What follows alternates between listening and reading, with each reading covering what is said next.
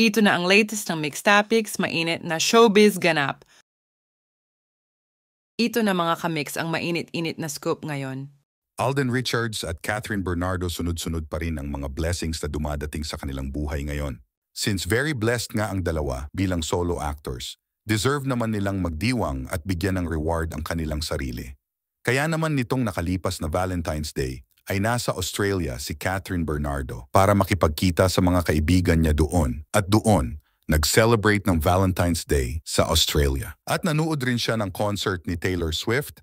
Alam naman ng lahat na single na ngayon si Catherine Bernardo, kaya ito yung kauna-unahang solo travel niya pa Australia. Natutuwa naman ang kanyang mga fans dahil nakikita na nilang nakangiti at nag-i-enjoy na sa buhay single, tsaka dapat lang din daw na gawin niya ang mga bagay na makapagpapasaya sa kanya dahil regalo naman daw niya ito sa kanyang sarili.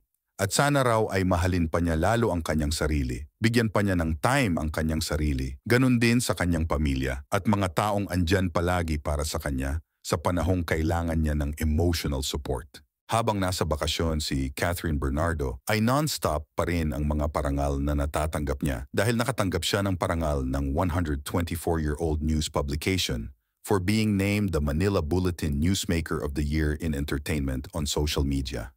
Pinasalamatan ni Catherine at Mommy Min Bernardo ang mga bumubuo ng Manila Bulletin Newsmaker.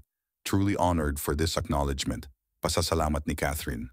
Netizens and Catherine Bernardo's fans also congratulated her on her latest accolade. At ito pa ang isang blessing for Miss Catherine dahil pagbalik niya ng Pinas ay inilabas din ang kanyang Great Taste White Coffee Ads commercial.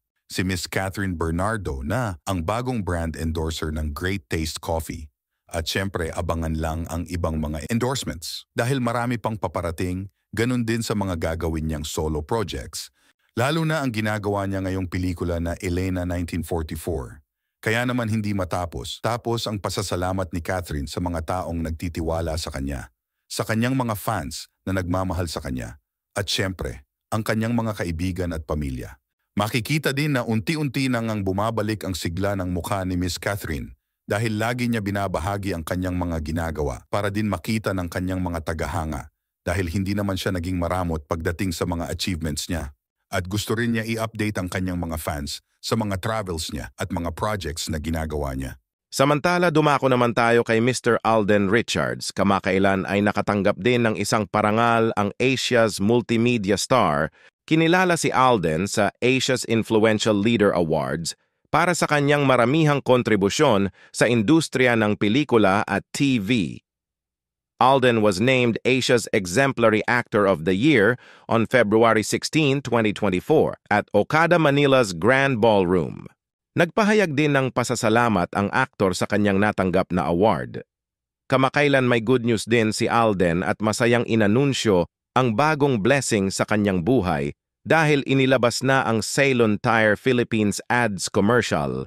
Ito ang new endorsement ni Alden together with Miss Catriona Gray dahil sila ang napili at ang bagong brand ambassador ng Ceylon Tire Philippines. Kaya all smile ang Asia's multimedia star dahil sa mga blessings na natatanggap niya at nagpasalamat din siya sa patuloy na pagtitiwala sa kanya at walang sawang pagsuporta. Maraming mga netizens at mga fans ni Alden Richards at Miss Catriona Gray ang bumati at nag-congratulate sa kanilang bagong endorsement. Dahil sa mga natatamasa ngayon ni Miss Catherine Bernardo at Alden Richards, maraming mga netizens at mga supporters ng Kathden ang tuwang-tuwa sa mga achievements nila.